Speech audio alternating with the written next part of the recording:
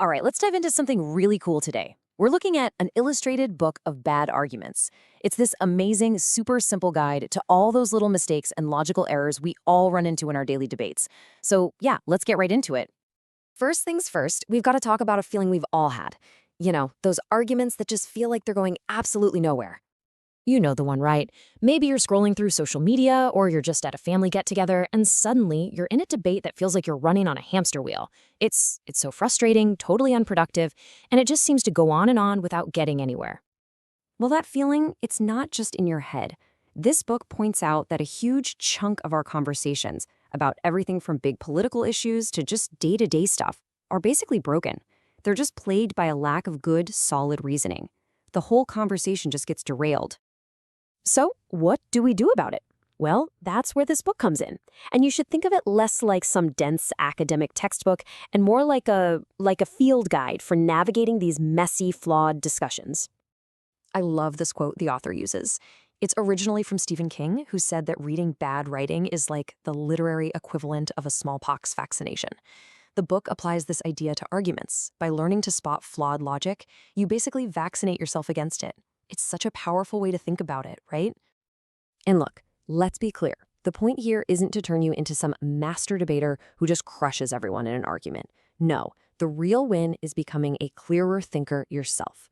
When you understand these pitfalls, you can build much stronger arguments, and, just as important, you can spot when a conversation is just, going completely off the rails.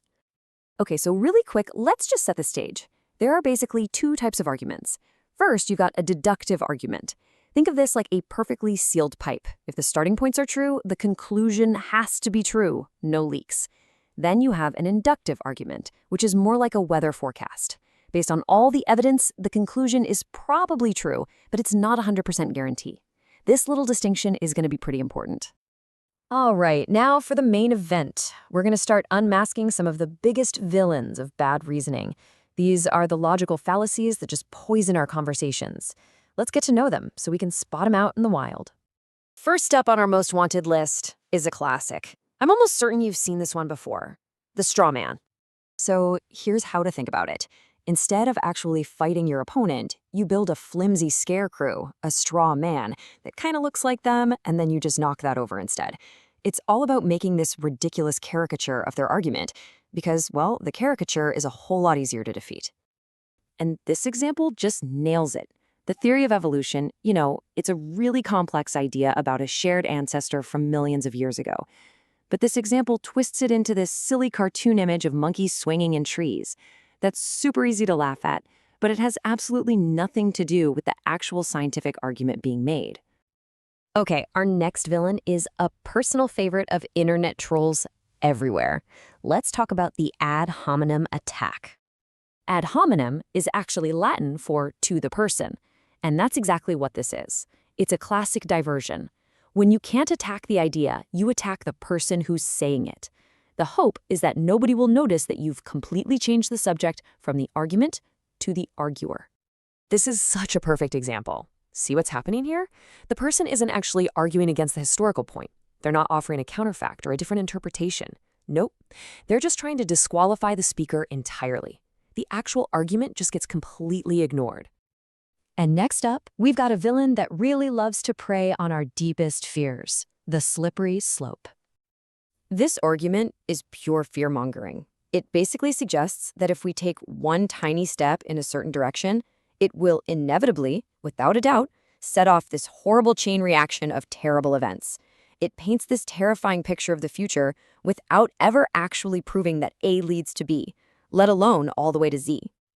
I mean, this example shows that massive, baseless leap perfectly. It jumps from one very specific thing, uncontrolled internet access, to this vague, catastrophic outcome, the complete collapse of society's moral fabric. There's zero evidence connecting the two. It's just an appeal to fear, plain and simple. So after meeting these villains, what's the big takeaway? Well, the most important thing is that this knowledge isn't just academic trivia. It's a real, practical toolkit for your own thinking. The book points out some seriously powerful benefits here. You get more clarity in how you think and how you talk. You become more objective. You build confidence. And maybe my favorite one, you learn to recognize when a discussion is pointless and it's time to just walk away.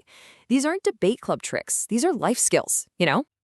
So as we start to wrap up, the real question is, how are you going to use this? How will you apply this out in the real world, like starting today? Because at the end of the day, this isn't about arming yourself to go win every single fight. It's about raising the quality of the conversation for everyone. When we can spot these fallacies in other people, and hey, even in ourselves, we can help steer things back to a place that's more productive and, frankly, more respectful. So I'll just leave you with this question. As you go about your day, you're listening to the news, you're scrolling online, you're just chatting with friends, keep this new toolkit handy. Which of these bad arguments do you think you'll spot first?